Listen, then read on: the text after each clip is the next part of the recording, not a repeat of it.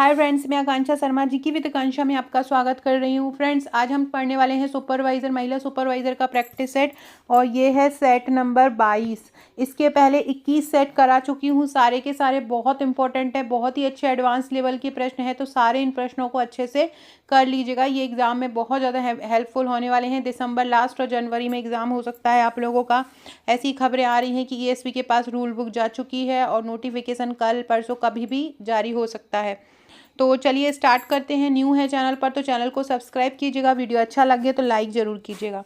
पहला क्वेश्चन है, कब्ज के उपचार में क्या शामिल होता है? एनजी ट्यूब डालना, कैथेटराइजेशन, मुखीय स्वच्छता या एनीमा? तो जो कब्ज के उपचार में दिया जाता है वो कब्ज के उपचार में शामिल होता है एनीमा। ये जो एनजी ट्यूब होती है, जब भी किसी कोई बेहोश होता है, कोमा में होता है, तो उसके अंदर खाना पानी जो ट्यूब द्वारा पहुंचाने के लिए अंदर लिक्विड डाला जाता है उसको हम एनजी ट्यूब बोलते हैं। कैथेटराइजेशन मतलब शुद्ध करना किसी भी चीज़ को। और तो कब्ज के उपचार में क्या शामिल हो जाएगा? एनीमा शामिल हो जाएगा। अगला है, कौन सा रोग मच्छर द्वारा संचारित नहीं होता है? देखो, इनमें से कौन सा ऐसा रोग है जो मच्छर द्वारा संचारित नहीं होता है? मलेरिया जो है मच्छर द्वारा ही होता है, प्रोटोजोआ द्वारा होता है। डेंगू भी डेंगू वायरस द्वारा होता है। फाइलेरिया भी कृमि द्वारा होता है, ये भी मच्छर के ही द्वारा होता है। क्यूलेक्स मच्छर का नाम, क्यूलेक्स मच्छर द्वारा फाइलेरिया होता है। इसको हाथी पाँव भी कहते हैं। फाइलेरिया उन्मूलन कार्यक्रम भी 1955 से चल रहा है और मलेरिया नियंत्रण कार्यक्रम 1953 से चल रहा है। और जो निमोनिया होता है, निमोनिया जो होता है स्ट्रेप्टोकोकस निमोनी नामक एक बैक्टीरिया होता है, उससे निमोनिया फैलता है। तो निमोनिया मच्छर द्वारा संचारित नहीं है, बाकी के ऊपर तीनों मच्छर द्वारा संचारित रोग हैं।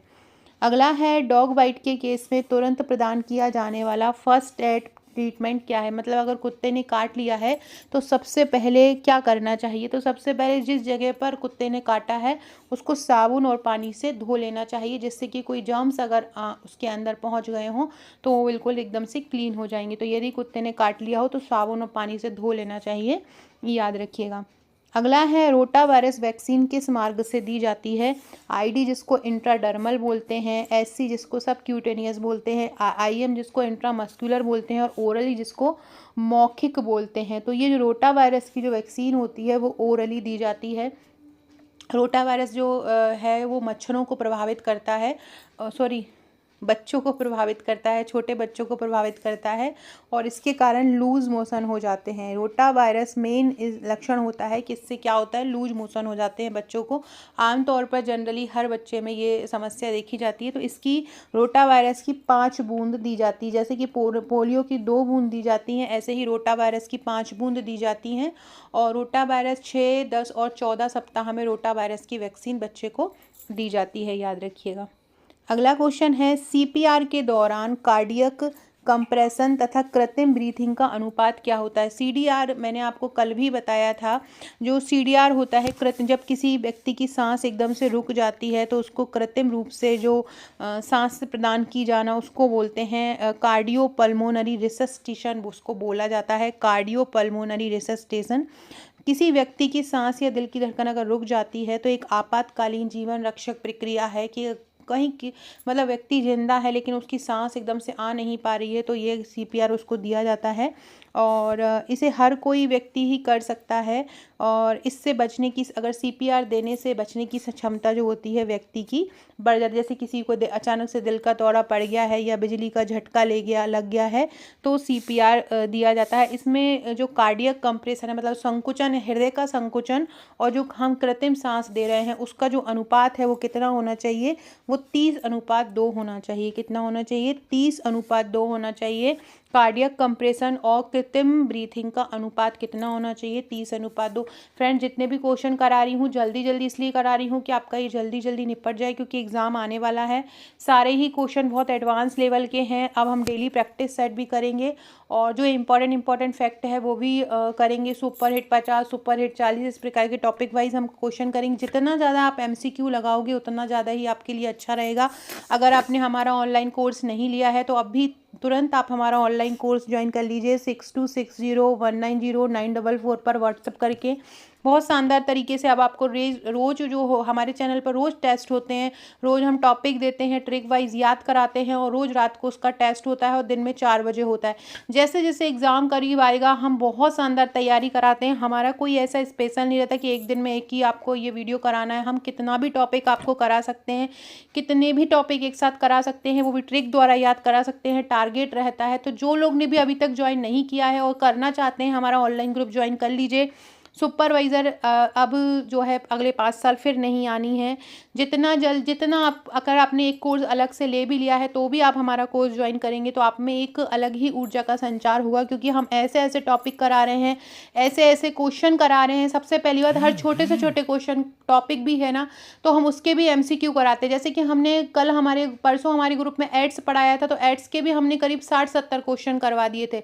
आज यूनिसेफ का टेस्ट था तो उसके भी हमने करीब 66 क्वेश्चन ले लिए थे। तो इसी प्रकार से क्वेश्चनों का टेस्ट रहता है। तो सारे लोग जो भी ज्वाइन करना चाहते हैं वो कर लीजिएगा। बाकी आगे जानकारी दूंगी क्या क्या मिलेगा आपको उसमें।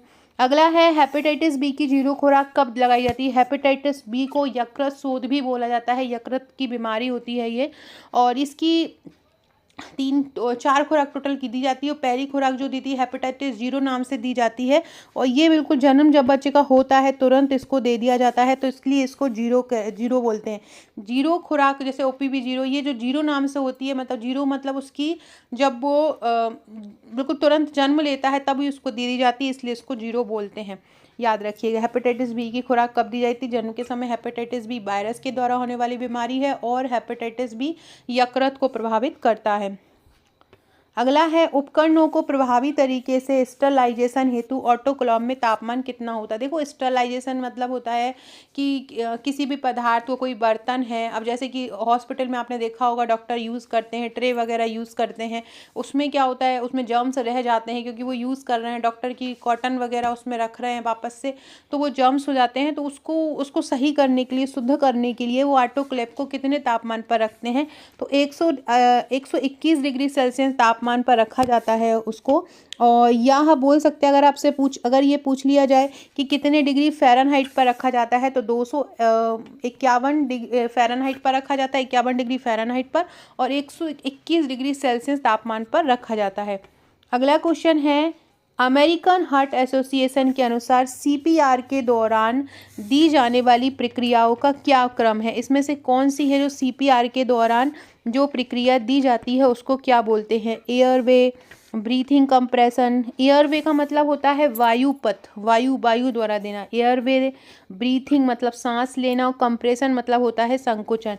Breathing, airway, compression, airway, breathing. इसमें से आपको बताना है कि कौन सा अमेरिकन हार्ट एसोसिएशन में जो CPR में जो प्रक्रिया होती है वो कौन सी होती है। तो सबसे पहले होता है कंप्रेशन मतलब संकुचित करना, फिर होता है एयरवे, वायु पथ मार्ग पे सांस को देना, जो वायु पथ मार्ग होता है जहाँ से वायु आती जाती है उस मार्ग से सांस को देना। तो क्या हो जाएगा इसका आंसर, कंप्रेशन, एयरवे और ब्रीथिंग इसका फुल फॉर्म हो जाएगा।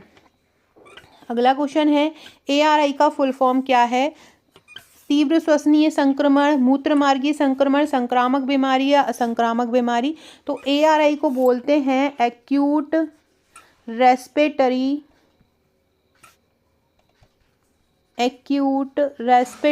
इन्फेक्शन। क्या होता है, एक्यूट रेस्पिरेटरी इन्फेक्शन ARI का फुल फॉर्म होता है।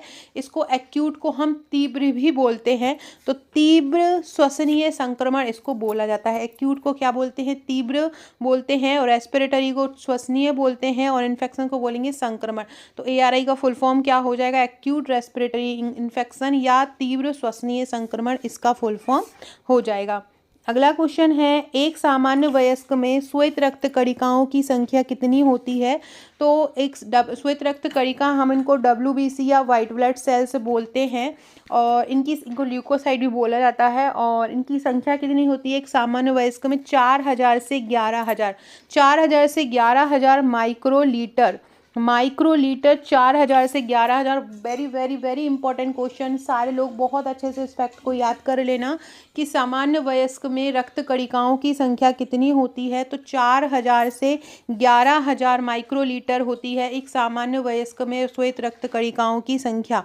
कितनी होती है? 4000 से 11000 माइक्रोलीटर होती है एक सामान्य वयस्क में श्वेत रक्त कणिकाओं की संख्या। और इसका जो जीवन काल होता है एक कोशिकाओं का केवल 2 से 3 दिन होता है। जैसे कि रेड ब्लड सेल्स का 120 दिन होता है, ऐसे ही जो वाइट ब्लड सेल्स होती हैं या श्वेत रक्त कणिकाएं होती हैं इनका जीवन काल केवल 1 से 3 दिन होता है। और ये हमारा जो शरीर का जो अस्थि मज्जा वाला पार्ट होता है, अस्थि मज्जा जो होती है उसमें ये बनती हैं श्वेत रक्त कणिकाएं। अगला क्वेश्चन है ब्रोंकाई। ब्रोंकाई का आप सारे लोगों ने नाम सुना होगा। ब्रोंकाई हमारे शरीर के किस तंत्र का भाग होता है? तो ब्रोंकाई जो होता है वो हमारे शरीर के श्वसन तंत्र का भाग होता है। ब्रोंकाई किसका भाग होता है? तो जो ब्रोंकाई होता है वो हमारे शरीर का श्वसन तंत्र का जो भाग होता है उसको हम ब्रोंकाई बोलते हैं। क्या उसको हम क्या बोलते हैं? ब्रोंकाई बोलते हैं। जो इस प्रकार से जो ये जो भाग होता है ना, ये जो भाग होता है इसको हम लार्ज ट्यूब्स ट्यूब के रूप में जो रहती है इसको विंड पाइप भी बोलते हैं। ये जिससे सांस आना जाना जो लगा होता है इसको विंड पाइप भी बोला जाता है। तो ये याद रखिएगा।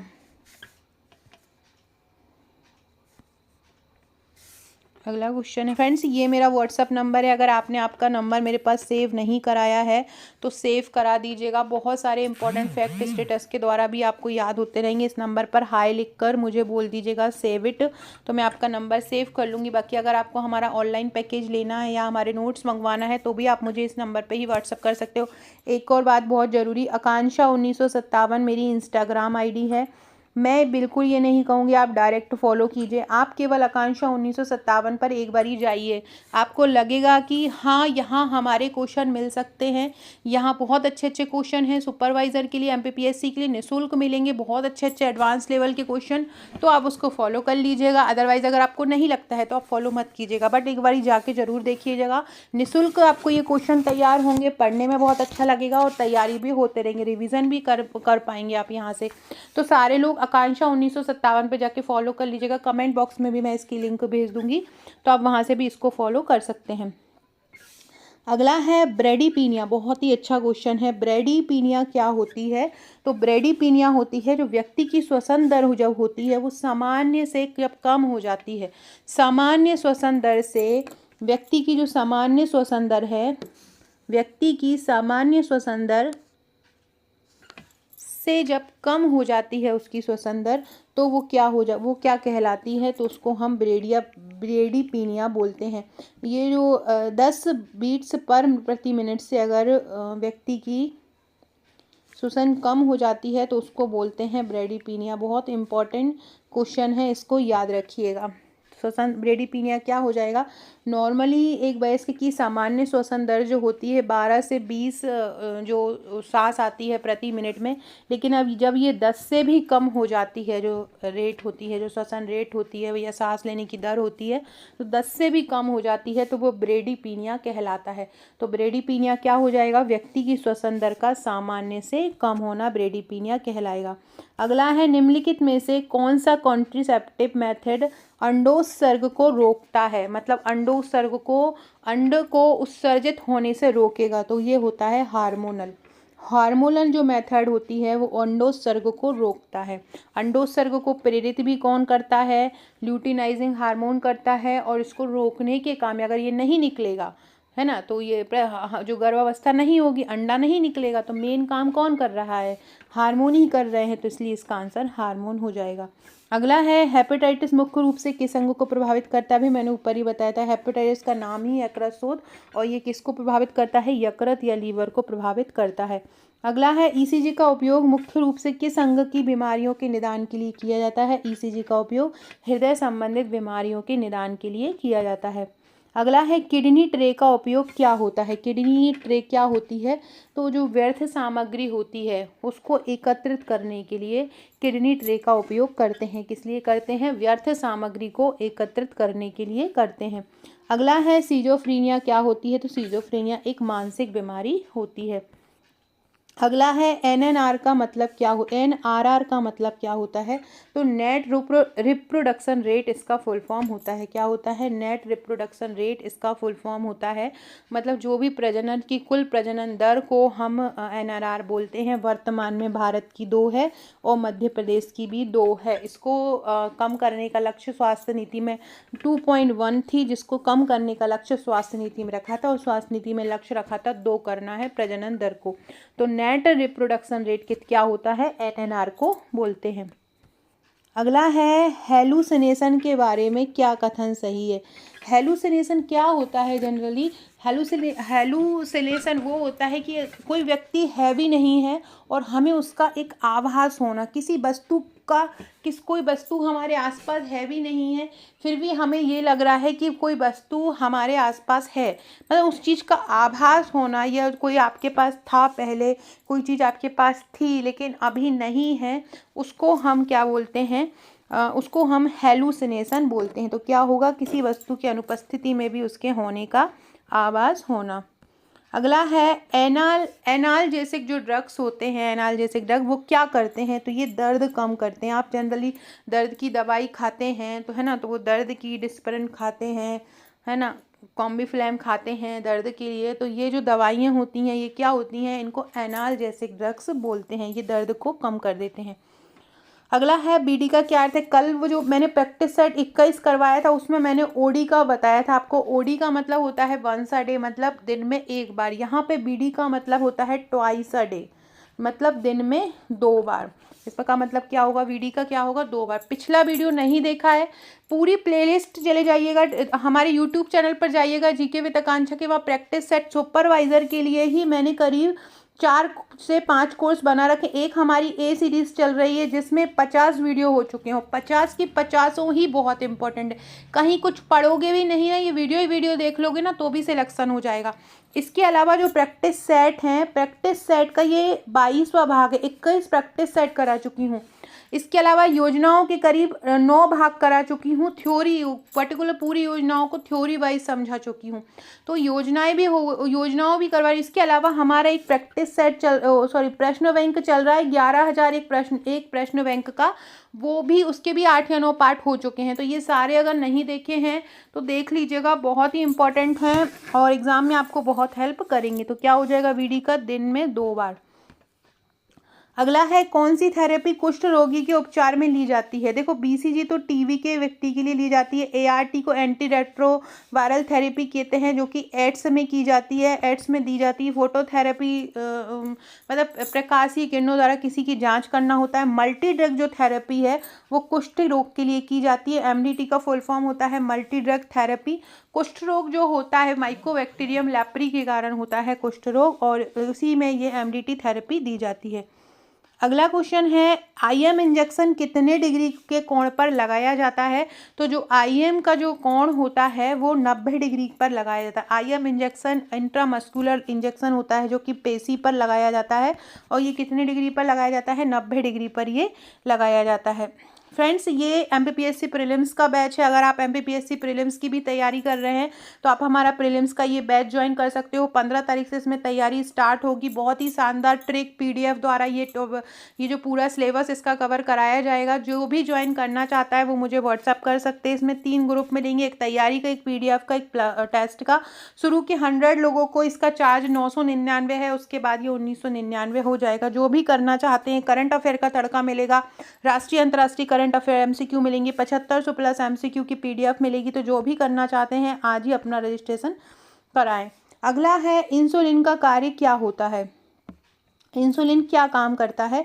तो इंसुलिन जो होता है अगर शरीर में सही से बनता है तो शरीर में रक्त में एक शर्करा होती है, रक्त जो हमारा रक्त होता है शरीर में इधर उधर पूरे शरीर में बहता है, उसमें ही अगर इंसुलिन की मात्रा कम हो जाती है तो जो शर्करा होती है वो बहुत ज़्यादा रक्त में आनी शुरू हो जाती है, और रक्त में शर्करा का स्तर बढ़ जाता है जिससे व्यक्ति को डायबिटीज हो जाती है।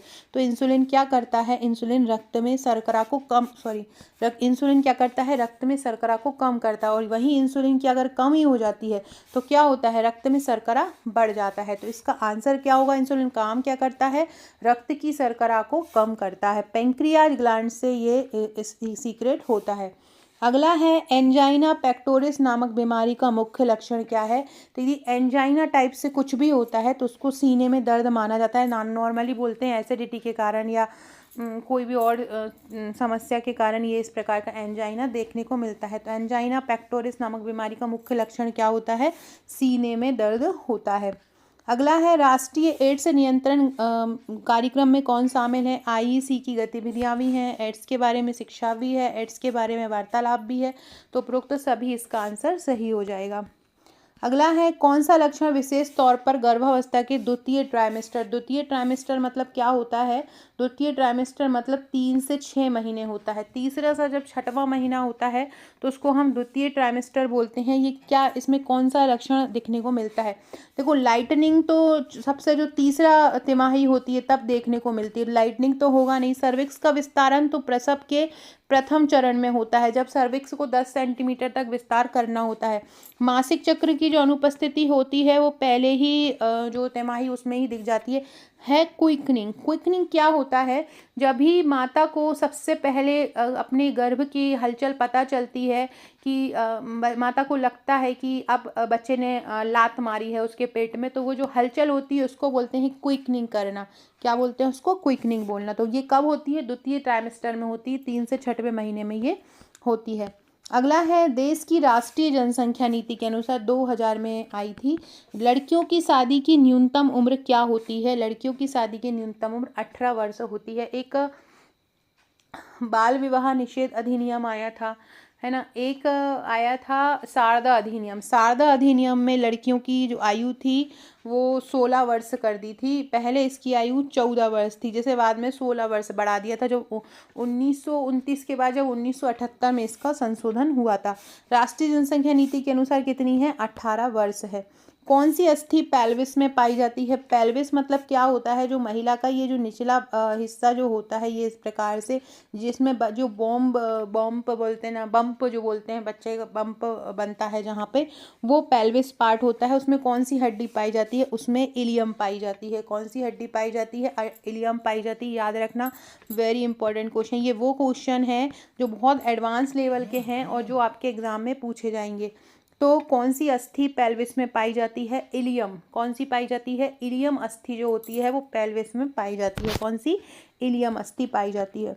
अगला है पहली बार गर्भवती हुई महिला में सामान्यतः प्रसव की कुल अवधि कितनी होती है। तो एक पहली बार जब गर्भवती हुई महिला होती है तो उसमें प्रसव की अवधि 14 से 16 घंटे होती है। जो पहली बार जब महिला बच्चे को जन्म देती है। प्रसव के टोटल 4 चरण होते हैं। प्रसव का बहुत शानदार वीडियो मैंने बनाया है, ए सीरीज़ का ही भाग है, उसकी साइड से पिन भी किया हुआ है नीचे डिस्क्रिप्शन बॉक्स में। बाकी आप हमारी ए सीरीज़ में जाके उसको देख सकते हैं। प्रसव के टोटल 4 चरण होते हैं। पहला जो चरण होता है उसमें सर्विक्स या जो ग्रीवा होती है वो 10 सेंटीमीटर तक फैल जाती है। दूसरे चरण में बच्चा बाहर आता है। तीसरे चरण में प्लेसेंटा बाहर आता है। और चौथे चरण में जो भी और पदार्थ बचता है, लौकिया जो झिल्ली वगैरह होती है, वो सब बाहर आता है। अगला है नर में पाए जाने वाले गुणसूत्र कौन से होते हैं। जो नर होता है उसमें 44+XY गुणसूत्र पाया जाता है। XY जो डिनोट करता है वो मेल को करता है और XX जो डिनोट करता है वो फीमेल को करता है। अगला है कुकर खांसी किसके द्वारा होने वाली बीमारी होती है। जो कुकर खांसी होती है जिसको पर्टूसिस बोलते हैं, वो पर्टूसिस नामक एक बैक्टीरिया के कारण ही होती है। कुकर खांसी किसके कारण होती है, पर्टूसिस नामक एक बैक्टीरिया के कारण ही ये होती है कुकर खांसी। क्या बोलते हैं इसको, पर्टूसिस बोलते हैं। आपने वैक्सीन सुनी होगी डीपीटी में ये जो पी होता है वो इसी कुकर खांसी को बोलते हैं। कुकर खांसी को हिंसक खांसी भी बोलते हैं और 100 डे की खांसी भी इसको बोला, हु करके ध्वनि इस खांसी में आती है। अगला क्वेश्चन है निम्नलिखित में से क्षय रोग का लक्षण कौन सा नहीं है। क्षय मतलब होता है टीबी, है ना, ट्यूबरकुलोसिस नामक बैक्टीरिया के कारण होता है। तो क्षय में खांसी तो होती ही है, वजन भी कम हो जाता है, बलगम में खून भी आता है, लेकिन पैर में दर्द होना ऐसा कोई लक्षण सामने नहीं आया है। बाकी कमजोरी के कारण दुखें तो दुखें, ऐसा इस पर्टिकुलर इस बीमारी के कारण कोई भी पैरों में दर्द नहीं होता। तो क्षय रोग का लक्षण कौन सा नहीं है, पैरों में दर्द होना। अगला है बच्चों में जो आईपीवी वैक्सीन दी जाती है वो किस रूट से दी जाती है। आईपीवी का फुल फॉर्म क्या होता है? Inactivated inactivated polio vaccine. Inactivated polio vaccine इसका फुल फॉर्म होता है। इसकी जो खोज की थी वो सॉल्क ने की थी 1955 में। और ये एक निष्क्रिय वैक्सीन होती है। अगर ये किसी को बच्चे को दी जाए तो उसका कोई संक्रमण नहीं होता है, संक्रामक नहीं होता है। देखिए जबकि सक्रिय वैक्सीन होती है जो हम ओरली देते हैं, जिसकी खोज सॉवेन ने की थी, वो सक्रिय वैक्सीन होती है। अगर वो मल मूत्र द्वारा दूसरे बच्चे को भी अफेक्ट कर सकती है। ये जो आईपीवी वैक्सीन है ये आईडी मोड द्वारा दी जाती है। किसके मोड द्वारा दी जाती है? आईडी मोड द्वारा दी जाती है। अगला है मलेरिया किस रोगाणु द्वारा होता है? मलेरिया जो होता है प्लाज्मोडियम मलेरिया प्रोटोजोआ द्वारा होने वाली बीमारी है और प्लाज्मोडियम मच्छर के कारण ये हो जाता है। अगला क्वेश्चन है किस विटामिन का अन्य नाम थायमीन भी है? विटामिन B1 को थायमीन बोलते हैं। आप लोगों के लिए क्वेश्चन है विटामिन B5 को क्या बोला जाता है? विटामिन B5 को क्या बोला जाता है? सारे लोग कमेंट कीजिए। सारे लोग सबसे पहले तो वीडियो को लाइक कर दीजिए। अगर आपको मेरे वीडियो पसंद आते हैं और आप चाहते हैं कि जल्दी जल्दी ऐसे बहुत सारे प्रैक्टिस सेट आपको करा दूँ, मेरा जो ग्रुप है जिन्होंने हमारा ऑनलाइन सब्सक्रिप्शन लिया है उनको मैं ऐसे 100 प्रैक्टिस सेट देने वाली हूँ। मतलब 100 मतलब हर प्रैक्टिस सेट में 100 क्वेश्चन रहेंगे। 10,000 तो मैं ऐसे ही एडवांस लेवल के क्वेश्चन उनको कराने वाली हूँ। तो सबसे पहले अगर कहीं का भी कोर्स लिया हो तो हमारा ये कोर्स ज्वाइन कर लीजिए। 799 में ऑनलाइन पैकेज, इसमें आपको डेली टेस्ट मिलने वाले हैं, पूरे अधिनियम मिलने वाले हैं, पूरे अधिनियम की धाराएं विद ट्रिक मिलने वाली हैं, प्रबंधन के पूरे टॉपिक वाइज जो पूरा टॉपिक है वो बहुत ईजी लैंग्वेज में मिलने वाले हैं। सारे रोग हुए, सारे ICMR के क्वेश्चन हुए, सारा कुछ मिलने वाला है ओनली 799 रुपये में। और सब कुछ ट्रिक द्वारा भी करवाया जाएगा। सारे टॉपिक के MCQ भी मिलेंगे, टेस्ट के द्वारा मिलेंगे। आप खुद भी प्रैक्टिस कर पाओगे और आप एक अनुमान भी लगा पाओगे। तो जो भी 1 महीने 2 महीने में अपनी तैयारी पूर्ण करना चाहते हैं या कर चुके हैं तो देखना चाहते हैं कि हुई है या नहीं, तो आज ही हमारा ग्रुप ज्वाइन कर लीजिएगा। तो विटामिन B5 को क्या कहते हैं आप मुझे बताएंगे? विटामिन B1 को थायमीन कहते हैं। लगभग 2 से 3 मिलीग्राम मात्रा इसकी प्रतिदिन आवश्यक होती है। अगला है पेंटावेलेंट वैक्सीन कौन सी बीमारी का बचाव नहीं करती है? हेपेटाइटिस का तो करती है, कुकर खांसी का भी करती है, टिटनेस का भी करती है, क्योंकि ये DPT में आते हैं। DPT तो पेंटावेलेंट में शामिल होता है। इसके अलावा रोटा वायरस भी पेंटावेलेंट में शामिल होता है। लेकिन ये जो पोलियो है ये पेंटावेलेंट वैक्सीन में शामिल नहीं होता। पेंटावेलेंट वैक्सीन जो है IM मोड द्वारा दी जाती है और पेंटावेलेंट जो वैक्सीन होती है वो 5 बीमारियों से रक्षा करती है। और IM जो मोड होता है वो 90 डिग्री के एंगल पर दिया जाता है, ये भी याद रखना। और पेंटा से ही समझ में आ रहा है 5 बीमारियों में दी जाती है, तो ये भी याद रखिएगा। अगला है पेंटा 5 की 2 खुराकों के बीच कम से कम कितने का अंतर होना चाहिए? 4 सप्ताह का अंतर बोला जाता है। 6, 10 और 14 ये 3 सप्ताह में ये पेंटावेलेंट वैक्सीन दी जाती है। 6, 10 और 14 कितने सप्ताह का अंतर होना चाहिए? 4 सप्ताह का अंतर होना चाहिए। अगला है UTI का पूरा नाम क्या होता है? देखो UTI को मूत्र मार्गीय संक्रमण बोलते हैं। अगर हिंदी इंग्लिश में बोला जाए तो इसको बोला जाता है urinary tract infection. Urinary tract, urine में कोई भी बैक्टीरिया प्रवेश कर जाता है। एक डोडोबिली करके एक बैक्टीरिया होता है जो नॉर्मल ही जो वुमन रहती है उसकी उसमें ओवेरी में पाया जाता है, और वही कोई दूसरा उस पर आके अटैक कर देता है किसी किन्हीं कारणों से, तो उसको हम यूरिनरी ट्रैक्ट इन्फेक्शन बोलते हैं। कभी कभी किडनी में कुछ समस्या के कारण भी ये जो है दिक्कत होने हो जाती है। तो क्या बोलते हैं? UTI क्या बोलते हैं? मूत्र मार्गीय संक्रमण बोलते हैं।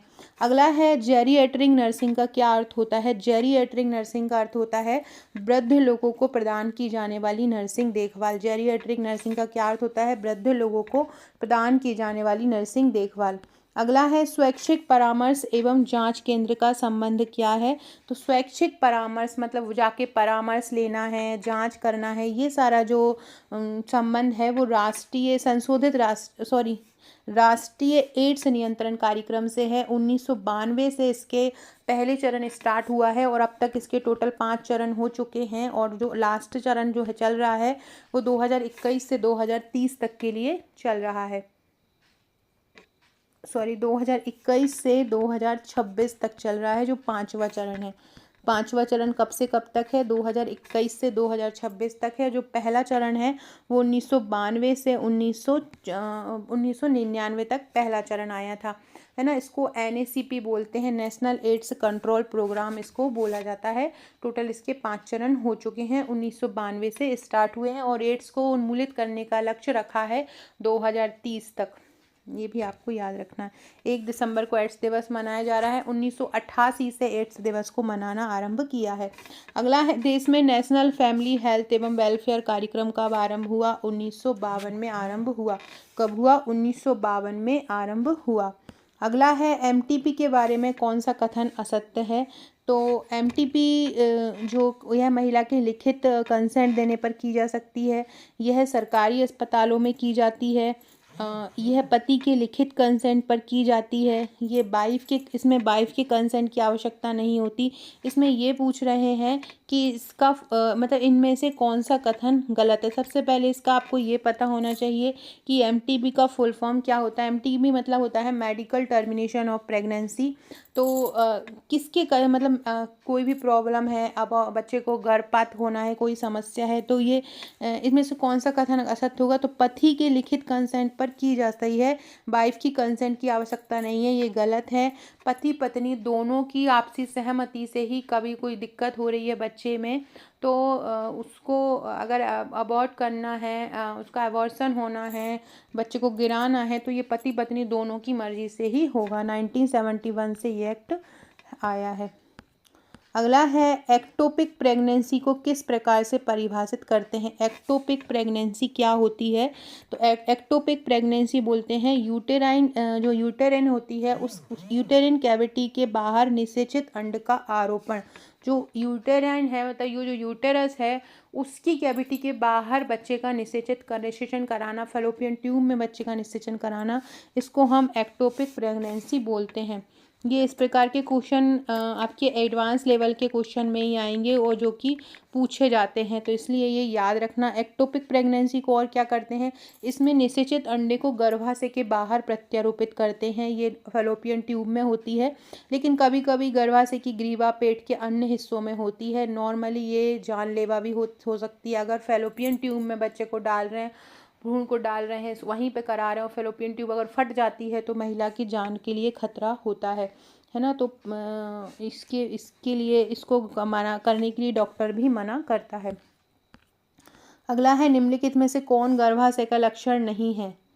फंडल हाइट का बढ़ना, कार्डियक आउटपुट का बढ़ जाना, नियमित रूप से मासिक धर्म आना, क्विक नहीं। अब जब मासिक धर्म आएगा तो गर्भावस्था कैसे हो जाएगी? तो यही इसका आंसर हो जाएगा। अगला है, प्रसव की कौन सी अवस्था को प्लेसेंटा की अलग होने वाली अवस्था बोलते हैं?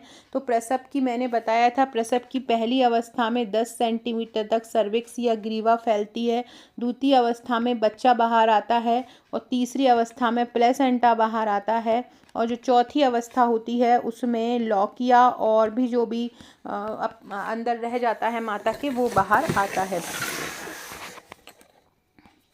अगला क्वेश्चन है, निम्नलिखित में से कौन सा एक्लेम्सिया का लक्षण नहीं है? हाइपरटेंशन तो है, पॉलीयूरिया नहीं है, वजन में वृद्धि है, प्रोटीन यूरिया है। देखो नॉर्मली एक्लेम्सिया या प्री एक्लेम्सिया में क्या होता है कि BP बहुत ज़्यादा हाई हो जाता है, मूत्र में प्रोटीन की मात्रा बढ़ जाती है और चक्कर आते हैं।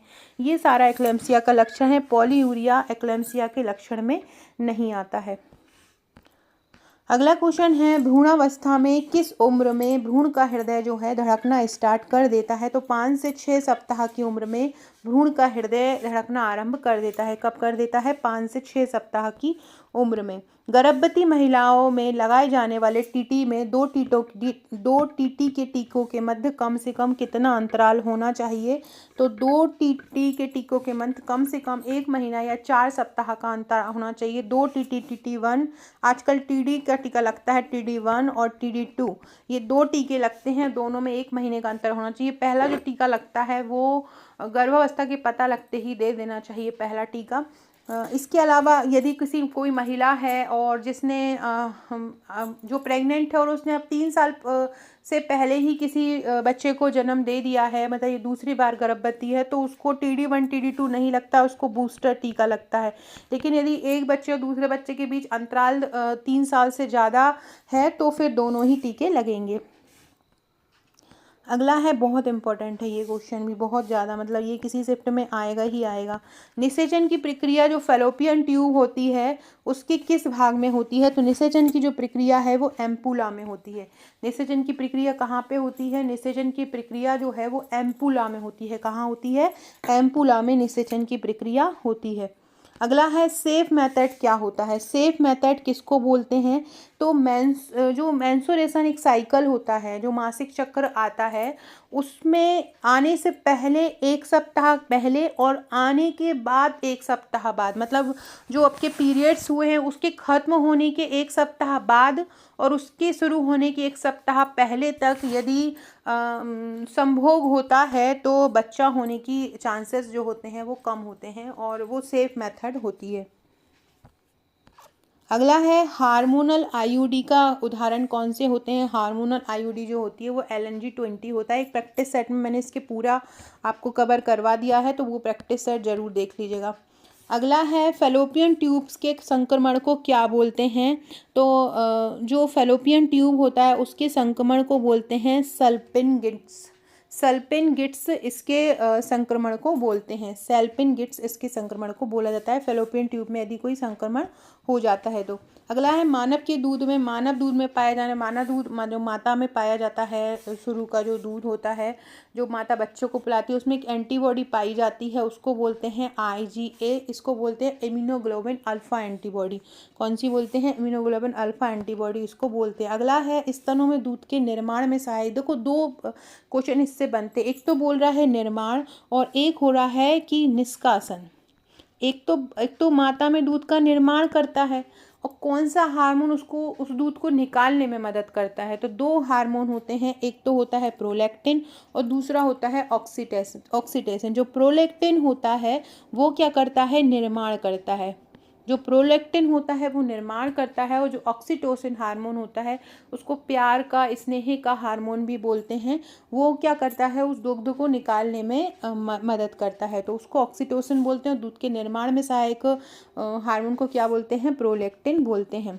दूध निष्कासन में ये देखो दूसरा क्वेश्चन ही आ गया, मिल्क सीक्रेशन के लिए उत्तरदायी हार्मोन कौन सा होता है? ऑक्सीटोसिन होता है। कहा यही जो होता है माता और बच्चे के बीच लगाव को भी पैदा करता है। गर्भावस्था हार्मोन किसको बोलते हैं? प्रोजेस्टेरोन हार्मोन बोलते हैं। यदि ये बहुत ज़्यादा मात्रा में निकलता है तो गर्भावस्था बनी रहती है, यदि ये कम निकलता है तो गर्भावस्था नहीं होती है, तो इसको ही गर्भावस्था वाला हार्मोन बोलते हैं। अगला क्वेश्चन है, निम्नलिखित में से कौन सा मादा जनन का कार्य नहीं है? तो अंडे का निर्माण भी है, बच्चे को जन्म भी देना है, स्पर्मेटोजोआ का उत्पादन, ये मादा जनन तंत्र का कार्य नहीं है, तो तीसरा इसका उत्तर आपका हो जाएगा। फ्रेंड्स, ये हमारे पूरे महिला पर्यवेक्षक बैच की जानकारी है। हम जीतेंगे बैच नाम है इसका, बिल्कुल स्कूल जैसी देसी स्टाइल में तैयारी हम करवा रहे हैं। सबसे पहले इसमें आपको 100 प्रैक्टिस सेट दिए जाएंगे, 1000 CDP के MCQ दिए जाएंगे। तो बात MCQ के साथ में जो इसके जो 4th पार्ट जो सिलेबस का, उसमें छोटे छोटे पार्ट हैं जैसे कि बाल नीतियाँ, बाल कानून, संस्थागत देखभाल, गैर संस्थागत देखभाल, बाल से संबंधित अधिनियम, ये सारा भी हम अलग से आपको सेपरेटली टॉपिक वाइज कराएंगे, जो अभी हमारे ग्रुप में चल रहा है। जो हो चुका है वो हम दोबारा से आप लोगों के लिए करवाएंगे। तो जो भी ज्वाइन करना चाहता है, बिना ये सोचे कि अब हम कल ज्वाइन कर लेंगे, हम नोटिफिकेशन आएगा तब ज्वाइन कर लेंगे, तो उतना ही आप पिछड़ते जाएंगे। तो जो लोग भी ज्वाइन करना चाहते हैं, क्योंकि ऑलमोस्ट सारे लोग उतना पढ़ चुके हैं, तो आप लोगों के लिए और स्पीड में पढ़ने की ज़रूरत है। और जो भी ज्वाइन करना चाहते हैं वो फास्ट ज्वाइन कीजिएगा। 1000 ICMR के MCQ दूंगी, डेली टॉपिक वाइज टेस्ट दूंगी, ट्रिक्स द्वारा याद, ऑडियो लेक्चर होंगे, मतलब कोई भी टॉपिक हम दे रहे हैं तो उसके ऑडियो लेक्चर्स मिलेंगे, पूरा समझा दिया जाएगा। जिस तरह से मैं वीडियो में समझाती हूँ वैसे भी वीडियो में मैं कोई PDF ही देती हूँ, बाकी कोई मैं सामने आके तो पढ़ाती नहीं हूँ। सेम वैसे ही ऑडियो वहाँ पे आपको मिलेगा कोई भी टॉपिक का। इसके अलावा डेली सरल तरीके से बनी टॉपिक वाइज PDF मिलेगी, बहुत ईजी लैंग्वेज में लिखा हुआ, जो आपको बिल्कुल बुक जैसा भरा हुआ नहीं रहेगा। बहुत एक एक टॉपिक बिल्कुल सारगर्भित तरीके से समझाया जाएगा। इसके अलावा प्रबंधन का टॉपिक वाइज कवर होगा। अभिप्रेरणा, नेतृत्व, सामुदायिक संगठन, सामुदायिक गतिशीलता, ये सारे जो टॉपिक है, संगठन जो टॉपिक है, ये सारा कुछ हर एक टॉपिक के मैक्सिमम जितने प्रश्न बन सकते हैं सारा कुछ एमसीक्यू में भी मिलेगा और टॉपिक वाइज थ्योरी में भी मिलेगा। तो ये ले लीजिएगा। उसके अलावा सुपरवाइजर के 11,000 एक प्रश्न बैंक मिलेगा। 70-80 हज़ार प्रश्नों की प्रैक्टिस रोज कराई जाएगी। एग्जाम तक 70 प्रैक्टिस रोज कराई जाएगी तो एग्जाम तक ये 70-80 हज़ार प्रश्न हो जाएंगे। और उसके अलावा अधिनियम धाराएं ट्रिक द्वारा कराई जाएंगी। गणित कंप्यूटर तर्क शक्ति ट्रिक द्वारा कराई जाएगी। पूरा सिलेबस बहुत कम समय में तैयार हो जाएगा। इस पूरे का चार्ज ओनली 799। जैसे ही आप 700 हमें व्हाट्सअप करते हैं, आपको बोलना है कि हमें सुपरवाइजर का ऑनलाइन पैकेज लेना है, मैं आपको पेमेंट नंबर दूंगी, आपको पेमेंट करके स्क्रीनशॉट देना है। देन जैसे ही आप पेमेंट मेरे पास आएगा, मैं आपको 3 ग्रुप में ऐड कर लूँगी। एक तैयारी ग्रुप रहेगा, एक पीडीएफ ग्रुप रहेगा और एक टेस्ट ग्रुप रहेगा। टेस्ट ग्रुप में डेली रात को 10 बजे और दिन में 4 बजे टेस्ट होता है। टेस्ट का टॉपिक रात को ही दे दिया जाता है, जिसके लिए आपको अगला पूरा दिन मिलता है तैयारी के लिए। हम तो उस तैयारी के लिए भी पूरा आपको कोऑपरेट करते हैं, उसके लिए ट्रिक्स भी प्रोवाइड कराते हैं, उसके लिए ऑडियो लेक्चर्स भी देते हैं और रात को उसका टेस्ट भी लेते हैं। तो ऐसे आपके सारा टॉपिक कवर हो जाता है। जो भी लेना चाहते हैं ले सकते हैं। इसके अलावा एमपीपीएससी प्रीलिम्स की जो तैयारी करना चाहते हैं उनके लिए भी ये बैच है। शुरू के 100 लोगों को 999 है, बाद में ये 1999 हो जाएगा। इसमें 7500 प्लस एमसीक्यू मिलेंगे, थ्योरी और एमसीक्यू की पीडीएफ मिलेगी, साथ में इसकी तैयारी कराई जाएगी और इसमें भी टाइम टू टाइम इसके भी टेस्ट लिए जाएंगे। तो जो भी ये ज्वाइन करना चाहते हैं, डेली करंट अफेयर्स भी मिलेंगे, मध्य प्रदेश के करंट अफेयर्स भी मिलेंगे, सारा कुछ अगर पढ़ना चाहते हैं तो ये भी हमारा आप ज्वाइन कर सकते हैं। अगला क्वेश्चन है, म्यूकस मेम्ब्रेन जो कि वेजाइना की ओपनिंग को आंशिक रूप से बंद कर देती है, क्या कहलाती है? देखो, लेविया माइनोरा तो नहीं होता। लेविया माइनोरा तो ये जो स्त्री की योनि में जो ये ऑड टाइप स्ट्रक्चर होता है उसको लेविया माइनोरा बोलते हैं।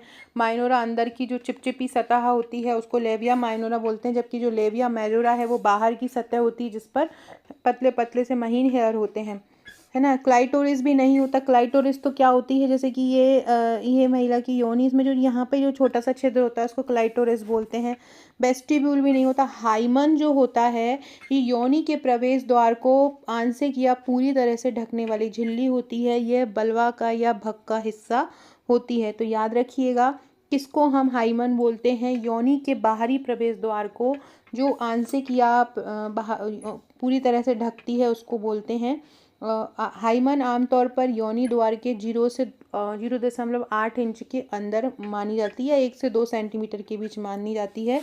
और इसमें हाइमन अगर फट जाता है तो हल्की सी ब्लीडिंग होती है और कई बार तो पता भी नहीं चलता और हाइमन फट जाता है। जैसे कि आप कठिन व्यायाम कर लो, कभी साइकिल चला लो, खेल लो, तैराकी कर लो, तो उसमें ये फट जाती है। हाइमन उस झिल्ली को भी कह सकते हैं जो योनि द्वार के बाहरी प्रवेश द्वार को थोड़ा थोड़ा सा ढके हुए रहती है। तो याद रखिएगा, इसको हम देसी लैंग्वेज में बोले तो इसको सील भी बोलते हैं। क्या बोलते हैं? इसको सील भी बोलते हैं, सील बोलते हैं। स्त्री के योनि के बाहरी भाग की जो झिल्ली होती है वो क्या कहलाती है? वो सील भी कहलाती है, याद रखना। उसी को हम हाइमन बोलते हैं। अगला क्वेश्चन है, जाइगोट क्या होता है? जाइगोट किससे मिलकर बनता है? कब बनता है जाइगोट? कौन कौन होता है तब जाइगोट बनता है? तो अंडे एवं शुक्राणु के मिलने से जाइगोट बनता है। जब फीमेल और मेल का जब जो अंड और शुक्राणु आपस में मिलते हैं तो उसको हम बोलते हैं जाइगोट। अगला है जो मेंस्ट्रुएशन साइकिल होता है उसका सही क्रम क्या होता है? तो सबसे पहले रहता है मेंस्ट्रुअल ही होता है, उसके बाद होता है प्रोलिफेरेटिव और फिर होता है सीक्रेटरी। मेंस्ट्रुएशन मतलब सबसे पहले चक्र शुरू होता है, फिर स्नावन शुरू होने लगता है, मतलब फिर उत्पादन शुरू होने लगता है। साइकिल शुरू होता है, फिर उत्पादन शुरू होने लगता है, फिर सबसे लास्ट में क्या होता है? सीक्रेट होना शुरू होता है। तो ये पूरा साइकिल होता है मेंस्ट्रुअल, प्रोलिफेरेटिव एंड सीक्रेटरी, ये 3 इसके सेक्शन होते हैं। अगला है फैमिली प्लानिंग का मुख्य उद्देश्य क्या होता है? फैमिली प्लानिंग का उद्देश्य अनचाहे गर्भ को रोकना, ये भी सही है। इच्छा अनुसार गर्भ धारण करना, ये भी सही है। 2 गर्भ के बीच अंतराल को नियंत्रित करना, ये भी सही है। तो सारे ही फैक्ट इसके सही हो जाएंगे। अगला है कौन सा स्पेसिंग कॉन्ट्रैक्टिव मेथड नहीं है? स्पेसिंग कॉन्ट्रैक्टिव मेथड कौन सा नहीं है? मतलब जो लगाया जाता है योनि में, ये तीनों तो लगाए जाते हैं, जबकि जो ट्यूबेक्टोमी है ये एक ऑपरेट द्वारा होता है। तो ट्यूबेक्टोमी इसका आंसर हो जाएगा। अगला है पैरास्टामोल जो औषधि होती है वो कैसी होती है। पैरास्टामोल को जब बुखार आता है तब देते हैं, इसलिए इसको एंटीपायरेटिक भी बोलते हैं। पैरास्टामोल औषधि को क्या बोलते हैं, बुखार रोधी या एंटीपायरेटिक इसको बोलते हैं। अगला है मृगी रोगी की जो देखभाल होती है वो, तो उसके लिए आप सबसे पहले क्या करेंगे, तो मृगी का जो रोगी है जहाँ पे रहेगा उसके आसपास कोई भी वस्तु नहीं रखेंगे, उसको दूर रख देंगे क्योंकि वो उसका चोट का कारण बन सकती है। अगला है गर्भावस्था का सबसे स्पष्ट प्रारंभिक संकेत क्या होता है। मासिक चक्र बंद होना सबसे प्रारंभिक संकेत होता है। भारत में गर्भ निरोधक का एक व्यापक रूप तरीका कौन सा है जो सबसे ज़्यादा व्यापक होता है, उसको बोलते हैं हम महिला नसबंदी। अगला एमिनोसेंटेसिस कौन सी प्रक्रिया होती है, किस लिए किया जाता है इसका उपयोग, तो भ्रूण की बीमारी का निर्धारण करने के लिए एमनियोटिक द्रव की मात्रा ले ली जाती है थोड़ी सी और उसको जांच की जाती है। जो एमनियोटिक द्रव होता है वो लगभग 500 से 600 ml होता है। जो प्रसव का समय होता है उस समय इतनी होती है। ये जो एमनियोटिक द्रव होता है ये बच्चे को पूरी तरह से एक चारों तरफ से घेरे रहता है और उसको चोट वगैरह से बचाता है, तो ये किसके लिए एक सुरक्षा कवच इसको बोल सकते हैं। अगला है भारतीय दंड संहिता के किस प्रावधान के अंतर्गत जानबूझकर किए जाने वाले गर्भपात पर दंड का प्रावधान किया गया है, तो भारतीय दंड संहिता या आईपीसी 1860 के अंतर्गत अगर कोई गर्भपात कराता है तो उस पर इसके अंतर्गत दंड दिया जाएगा। अगला है कौन सा रोग जीवाणुओं से नहीं होता। छोटी माता जो है वो विषाणु से होती है। छोटी माता किसके द्वारा होती है, विषाणु से होती है, तो पहले ही आंसर हो जाएगा। ट्यूबरकुलोसिस तो टीबी बैक्टीरिया के कारण होती है, प्लेग भी बैक्टीरिया के कारण होती है, हैजा भी तो बैक्टीरिया के कारण। केवल छोटी माता ऐसी है जो जीवाणुओं से नहीं होती है।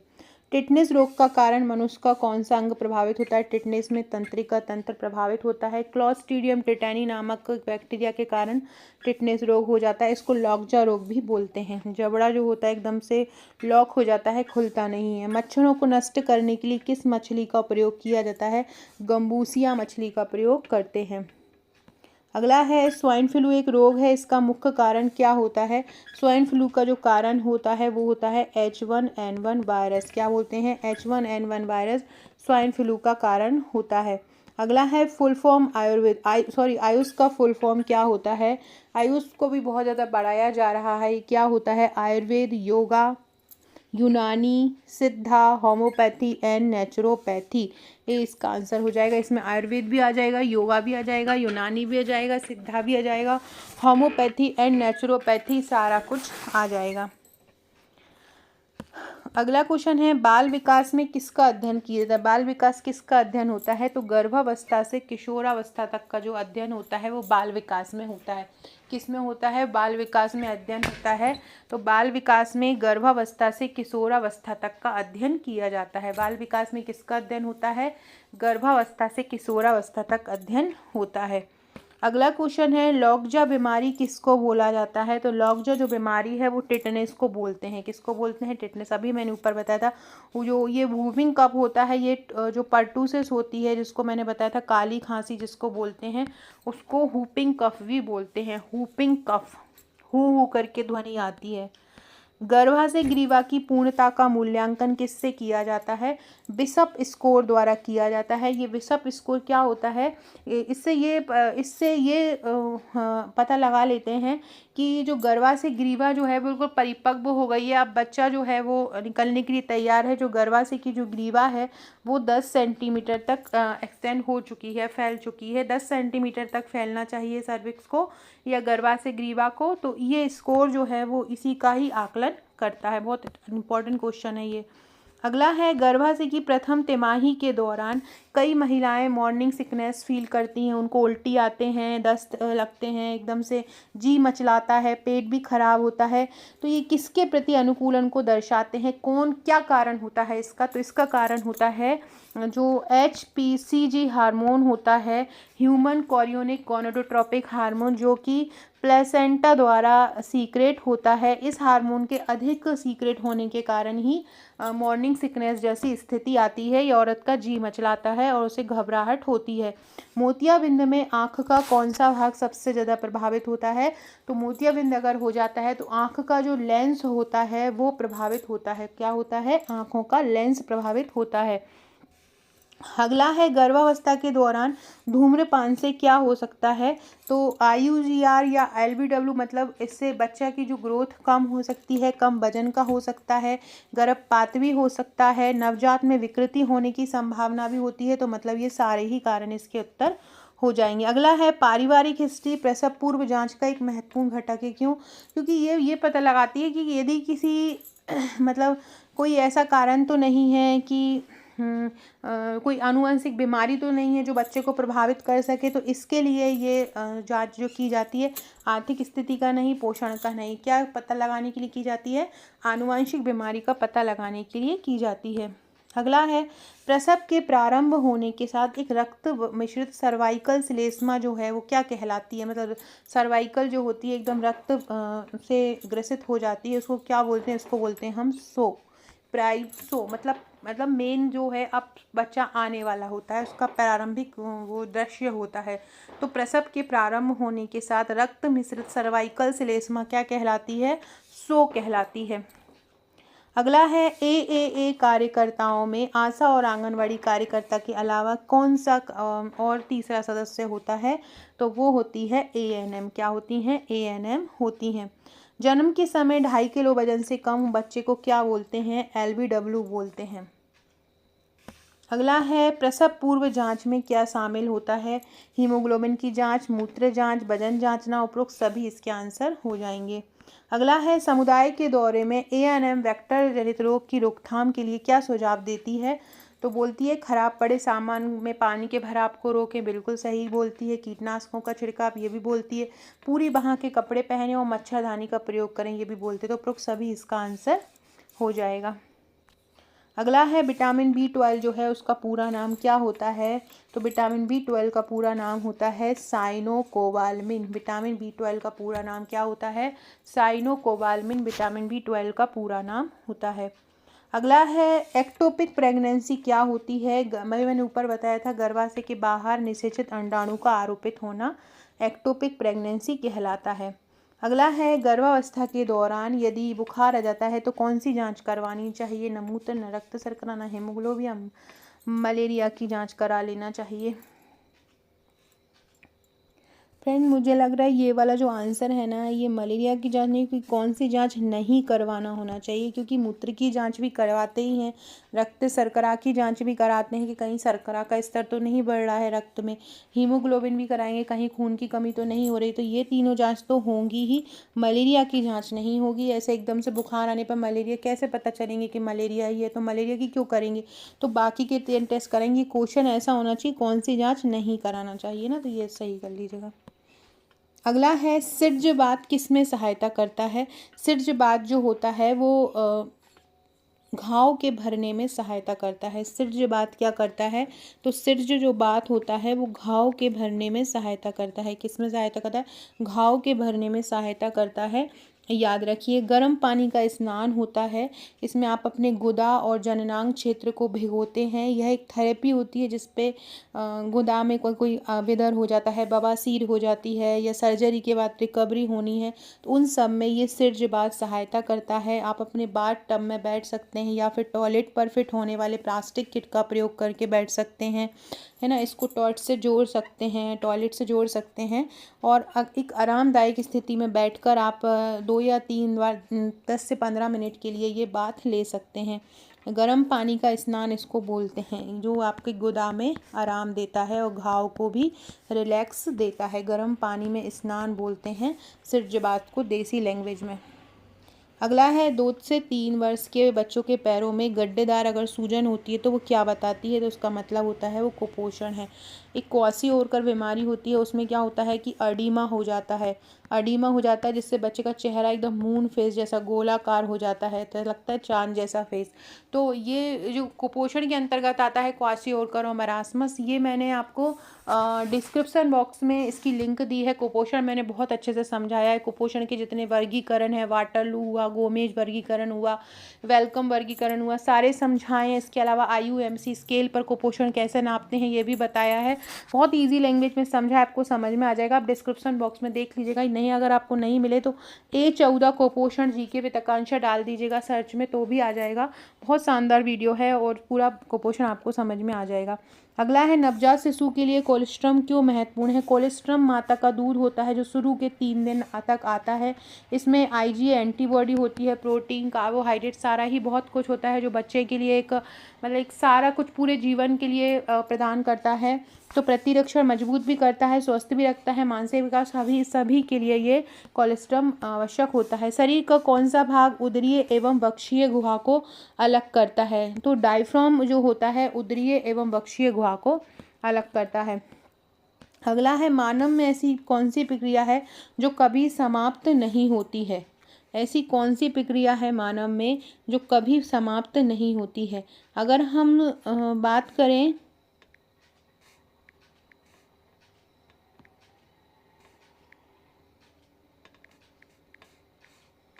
मोरोज रिफ्लेक्स की, तो मोरोज रिफ्लेक्स क्या होता है, बच्चे में होता है। छोटे से बच्चा होता है, वो अचानक से अपनी मुंडी इधर उधर घुमाने लगता है, उसको ऐसा लगता है कि अंदर से उसको कुछ हुआ है, तो उसको हम बोलते हैं मोरोज रिफ्लेक्स। रूटिंग जो नॉर्मली हम लोग अपन ऑटोमेटिकली हमारे हाथ पांव जो घूमते हैं, कि जो स्वॉलोइंग रिफ्लेक्स होता है ये क्या होता है, निगलने की प्रक्रिया होती है।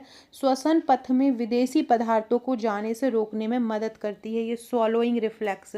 अपने अंदर, जैसे कि आप जो खाया ही नहीं है, जो जानवर खा लेते हैं, क्या आप वो खा सकते हो, नहीं खा सकते ना। वो जो प्रक्रिया होती है जिसकी आपको जिसका आपकी जीभ उसको अंदर निगल ही नहीं सकती, वो जो प्रक्रिया होती है वो ऑटोमेटिकली होती है हर व्यक्ति में, वो उसके जीवन तक कभी भी समाप्त नहीं होती है। तो ये कौन सी प्रक्रिया कहलाती है, स्वॉलोइंग रिफ्लेक्स कहलाती है, याद रखिएगा। ऊपर मोरोज रिफ्लेक्स में आपको बता ही चुकी हूँ कि ये बच्चों में देखी जाती है। अचानक से बच्चा जो होता है अपनी मुंडी इधर उधर करने लगता है, उसे लगता है उसे कोई मतलब परेशान कर रहा है। रूटिंग रिफ्लेक्स भी शिशुओं में पाए जाते हैं। शिशु को दूध पीने के लिए स्तन या बोतल की ओर ले जाने में मदद करता है। मतलब बच्चा ढूंढता है, रूटिंग मतलब बच्चा ढूंढता है वो चीज़ की कहीं उसको दूध मिल जाए, है ना, पीने के लिए, तो वो कहलाता है रूटिंग रिफ्लेक्स। अगला है एक छिद्र रहित बाल्टी किसके निस्तारण में काम में ली जाती है, किसको समाप्त करने में उपयोग की जाती है, तो सुइयाँ एवं टूटे जो एम्प्यूल्स होते हैं, नीडल्स और जो ब्रोकन एम्प्यूल्स होते हैं उनके लिए इसका उपयोग किया जाता है। तो एक छिद्र रहित बाल्टी किसके निस्तारण में या किसको खत्म करने, नष्ट करने में उपयोग किया जाता है, तो सुइयाँ और टूटे एम्प्यूल्स के लिए किया जाता है। अगला क्वेश्चन है निम्नलिखित में से कौन सा कब्ज का कारण है। रेशेदार आहार की कमी भी है, तरल भोजन कम लेना भी है, अनियमित आंत उत्सर्जन की भी है, उपरोक्त सभी इसका आंसर हो जाएगा। अगला है वे जीवाणु जिन्हें प्रवर्धन तथा संख्या बढ़ाने के लिए ऑक्सीजन की उपस्थिति अनिवार्य है क्या कहलाते हैं। वो जीवाणु, उनको बोलते हैं हम एरोबिक। क्या बोलते हैं, एरोबिक बोलते हैं। ऐसे जीवाणु हैं जिन्हें प्रवर्धन तथा संख्या बढ़ाने के लिए, वृद्धि करने के लिए ऑक्सीजन की उपस्थिति अनिवार्य होती है, क्या कहलाते हैं, वो एरोबिक कहलाते हैं। अगला क्वेश्चन है ILR का आदर्श तापमान कितना होता है, तो इसका जो तापमान होता है वो होता है 2 से 8 डिग्री सेल्सियस। क्या तापमान होता है, ILR का फुल फॉर्म क्या होता है, तो इसका फुल फॉर्म होता है इसका आदर्श तापमान कितना होता है, इसका आदर्श तापमान होता है 2 से 8 डिग्री सेल्सियस। इसको बोलते हैं हम इम्प्लांटेबल लूप रिकॉर्डिंग। मतलब ये हार्ट रिकॉर्डिंग एक डिवाइस है जहाँ पर हम हार्ट को रिकॉर्ड करते हैं। इम्प्लांटेबल लूप रिकॉर्डर बोलते हैं, इम्प्लांटेबल रूट रिकॉर्डर। क्या होता है, इसका आदर्श तापमान 2 से 8 डिग्री सेल्सियस होता है। अगला क्वेश्चन है प्रसव का प्रथम चरण क्या कहलाता है। प्रसव के प्रथम चरण में क्या होता है, जो सर्विक्स होती है या गर्भाशय की ग्रीवा जो होती है वो 10 सेंटीमीटर तक खुल जाती है, तो इसको क्या बोलेंगे, लेबर पेन से सर्विक्स के 10 सेंटीमीटर खुलने तक। झिल्ली का फटता नहीं है, 4 से 10 सेंटीमीटर नहीं होता, फीटम है, ये होता है प्रथम चरण। सर्विक्स के 10 सेंटीमीटर खुलने। दूसरे चरण में ये फीटस जो बाहर आता है वो दूसरे चरण में आता है।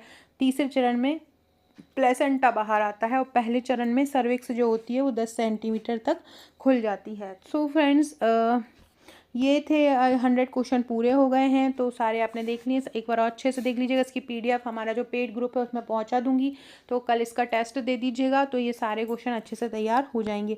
वीडियो अच्छी लगे तो लाइक शेयर सब्सक्राइब जरूर कीजिएगा, और अगर ये हमारा कोर्स लेना चाहते हैं तो मुझे व्हाट्सअप कीजिएगा। व्हाट्सअप नंबर ये दिया हुआ है 6260190944। Okay friends, thank you.